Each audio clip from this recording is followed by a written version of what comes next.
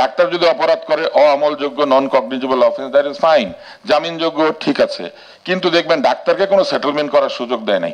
সারা দুনিয়াতে হাসপাতাল এবং ডাক্তাররা রোগীর সঙ্গে আউট অফ কোর্ট সেটেলমেন্ট করে, কারণ শত কোটি ডলারের বা শত কোটি টাকার ক্ষতিপূরণ হবে। এটার জন্য রোগীকে যেহেতু কোর্টের অনেক ব্যয় বহন করতে হয়, যেমন স্যাকলারদের কথা আপনারা জানেন, যারা এই যে অক্সিকন্টিন ওষুধ ছেড়েছিল, এরা কিন্তু সমস্ত ক্ষতিপূরণ আউট অফ কোর্ট সেটেলমেন্ট করেছে, কারণ এত টাকা ক্ষতিপূরণ, তাই না? হ্যাঁ, এখানে আছে না। কিন্তু ডাক্তারের বেলায় আপোষযোগ্য না। ডাক্তার যদি অপরাধ করে ওই অপরাধ আপোষযোগ্য না, অবহেলার অপরাধ আপোষযোগ্য না। আপোষযোগ্য হচ্ছে আমাকে যদি মারে কেউ, সে জামিন নিয়ে বের হয়ে এসে আরেকবার আমাকে মাইরা বলতে পারবে আপোষ কর। আমাকে মারলে আপোষযোগ্য, কিন্তু আমি যদি অবহেলা করি আমারটা আপোষযোগ্য না, আমি আপোষ করতে পারবো না। একই বিষয় এইভাবে কিভাবে হয় এই আইনের মধ্যে? আরো অসংখ্য জায়গা আছে। সবচেয়ে মজার জায়গা হচ্ছে, আমি আপনাদেরকে আসলে আমার 40টা অবজারভেশন আছে, আমি এখানে বলতে চাই না, কিন্তু এখানে খুব মজার মজার ধারা আছে। তার মধ্যে আরেকটা মজার ধারা আছে, ডিজিটাল প্ল্যাটফর্মে আপনি চিকিৎসা দিতে পারবেন, ভেরি নাইস।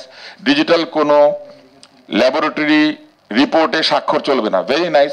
ডিজিটাল প্রেসক্রিপশনে স্বাক্ষর কে দিবে? ডাক্তার যখন প্রেসক্রিপশন দিবে, আপনি ডিজিটালি প্রেসক্রিপশন দিচ্ছেন। এখন কিন্তু ডিজিটাল হেলথে প্রচুর প্রেসক্রিপশন হচ্ছে, সেই স্বাক্ষরটাকে ডিজিটাল হবে নাকি ডাক্তারকে স্বাক্ষর করতে হবে? আপনি যদি ডাক্তারের প্রেসক্রিপশনে ডিজিটাল স্বাক্ষর অ্যালাউ করেন, তাহলে ল্যাবরেটরি রিপোর্টে আবার আপনি ডিজিটাল স্বাক্ষর অ্যালাউ করবেন না। ওয়াই? তাহলে এই আইনের বিরুদ্ধে আমি এই আইনের কোনো কেউ আমাকে যদি জরিমানা করে, আমি সেটার বিরুদ্ধে রিট করতে পারবো না। কোনো মোবাইল কোর্টের লোক যদি ঢুকে আমাকে অন্যায়ভাবে আক্রান্ত করে, আমি রিট করতে পারবো না। সব হাসপাতালে সংক্রামক ব্যাধি রাখবেন, আপনারা এনআইসিভিতে সংক্রামক ব্যাধির ট্রিটমেন্ট রাখবেন, আপনারা নিউরো সায়েন্স হসপিটালে সংক্রামক ব্যাধির ট্রিটমেন্ট রাখবেন, আপনারা চোখের হাসপাতালে সংক্রামক ব্যাধি ট্রিটমেন্ট রাখবেন। This law is a trash and we are discussing about it, spending all our valuable hours. This is just a trash. আমি মুশতাক ভাইয়ের সাথে একদম একমত যে স্বাস্থ্য ব্যবস্থার পূর্ণ সংস্কার ছাড়া এই ধরনের একটা আমলাতান্ত্রিক টেবিলে বসা আইন, যে আইনটার কোন রকম রেফারেন্স ভ্যালু নাই, এখানে কোনো রেফারেন্স নাই, এখানে অসম্ভব সব কথাবার্তা আছে। এখানে ডায়াগনস্টিক সেন্টারকে বলেছে স্বাস্থ্য সহায়তা দানকারী প্রতিষ্ঠান, এখানে কিন্তু লেখা আছে। কিন্তু ডেন্টাল চেক আপ সেন্টারকে দুই জায়গাতেই লিখেছে, হাসপাতাল ডেন্টাল চেক আপ সেন্টার, হাসপাতালও স্বাস্থ্য সহায়তাদারী প্রতিষ্ঠানও। ভালো করে আইনটা নিজেরাই পড়ে নাই টাইপ করার সময়।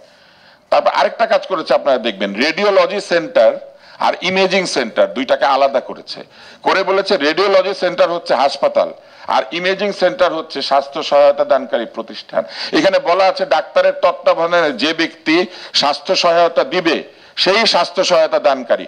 অর্থাৎ আমার তত্ত্বাবধানে আমি এখন যে কাউকে ধরে নিয়ে গিয়ে আমি স্বাস্থ্য সহায়তা দিয়ে দিতে পারবো, তার যে প্রশিক্ষণ লাগবে এই কথাটা এখানে নাই।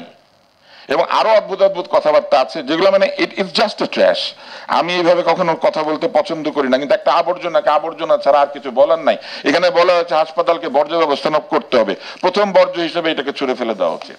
স্বাস্থ্যসেবা চার্জ, মূল্য বা ফি নির্ধারণ, এইটা যে রোগীকে কিভাবে ভয়ঙ্কর ভাবে ক্ষতিগ্রস্ত করবে এই ধারণাই তাদের নাই। আমি আপনাদেরকে একটা কথা বলি, রিয়েজেন্টের দাম যখন তখন বাড়ে, ডায়াগনোসিস সেন্টারগুলি যেটা করবে, প্রাইভেট ডায়াগনোসিস সেন্টার, রিয়েজেন্টের দাম বেড়ে গেলে সে সেই পরীক্ষাটা বন্ধ করে দিবে।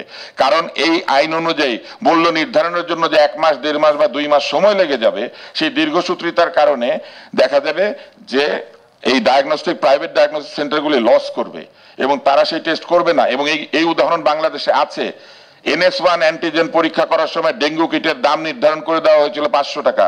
দেখা গিয়েছিল যে মানহীন কিট দিয়ে ডায়াগনোসিস সেন্টারগুলি পরীক্ষা করছিল এবং NS1 পরীক্ষা প্রচুর ভুল আসাতে রোগী মারা গেছে, কারণ 500 টাকা দিয়ে ভালো NS1 অ্যান্টিজেন কিট তখন পাওয়া যাচ্ছিল না বাজারে।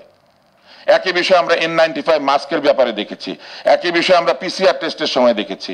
যে কোনো সংক্রামক ব্যাধি যদি সমাজে চলে আসে, দেখা যায় টেস্টিং কিট এবং এই টেস্টিং রিয়েজেন্টগুলির দাম বেড়ে যায়। এইখানে ডাক্তারের সেবার মূল্য নির্ধারণ করা হচ্ছে, কিন্তু রিয়েজেন্টের মূল্য, অন্যান্য চিকিৎসা সরঞ্জামের মূল্য, বাজারে টমেটোর দাম, সেটা কি সরকার ঠিক করতে পারে?